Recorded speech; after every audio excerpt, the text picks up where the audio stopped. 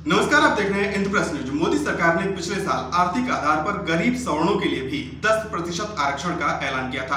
इसके खिलाफ supreme court में कई याचिकाएं दाखिल की गई थी।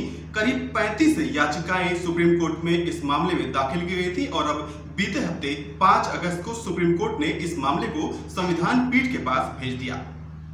35 याचिकाओं में से एक याचिका अखिल भारतीय कुशवाहा महासभा के राष्ट्रीय अध्यक्ष कुशवाहा राकेश महतो ने भी दाखिल की थी। हमने इस पूरे मामले पर उनसे विस्तार से बात की। जी नमस्कार, सबसे पहले तो आप ये बताइए कि 5 अगस्त को क्या हुआ?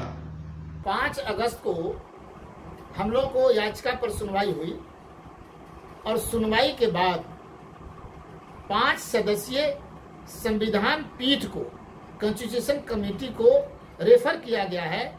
अब यह चूंकि संवैधानिक मामला है, संवैधानिक बातें उठाई गई है, इसलिए संविधान पीठ अब यह जांच करेगी। उसके पास हम लोग अपना बात रखेंगे कि कैसे संविधान के खिलाफ मोदी सरकार ने आनन फानन में यह 10% स्वर्ण को रिजर्वेशन दे दिया है। और यह सुप्रीम कोर्ट के चीफ जस्टिस 5 सदस्यों को यह गठन करेंगे। इसके बाद उसमें हम लोगों की बात रखी जाएगी और वहां से फैसला होगा। अपनी याचिका में आपने क्या मांगे उठाई थी? एक्चुअली कहीं भी किसी को जब भी दिया गया है रिजर्वेशन भारत में, तो एक सर्वे हुआ है। जब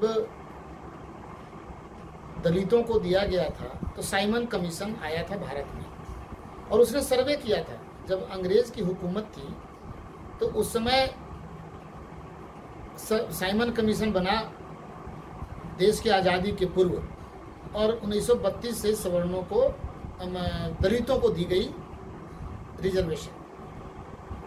पुनः जब देश आज़ाद हुआ तो काका कालेलकर आयोग बना और वह भी 1960 में बातें आ रही थी।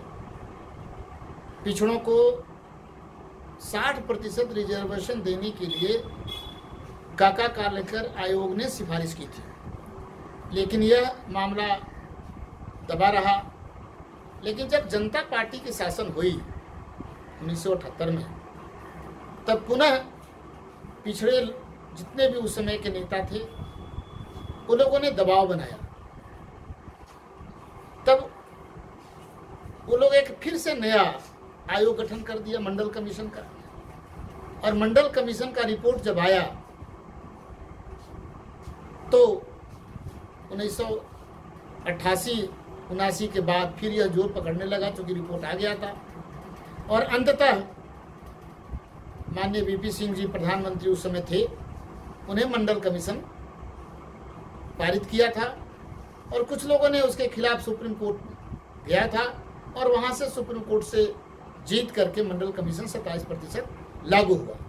तो जब भी कोई रिजर्वेशन भारत में दी गई है किसी को, तो एक सर्वे किया गया है और सर्वे के आधार पर उनका सही सामने डाटा आया कि कितने लोगों को रिजर्वेशन देना है, किनको किनको देना है, उनका आर्थिक स्थिति, सामाजिक स्थिति, सांस्कृतिक स्थिति क्या है, और वंचित लोगों को रिजर्वेशन दी गई है।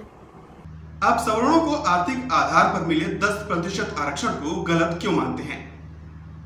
मैं साफ कहना चाहता हूं कि सवर्ण 10% है ही नहीं जिनको रिजर्वेशन की आवश्यकता है, क्योंकि पूरे राज्य में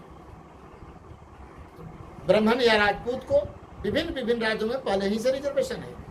जैसे महापात्रा, गोस्वामी, गुजरात के ठाकुर, बनिया, ये सारे लोगों को पहले ही से रिजर्वेशन है विभिन्न राज्यों में।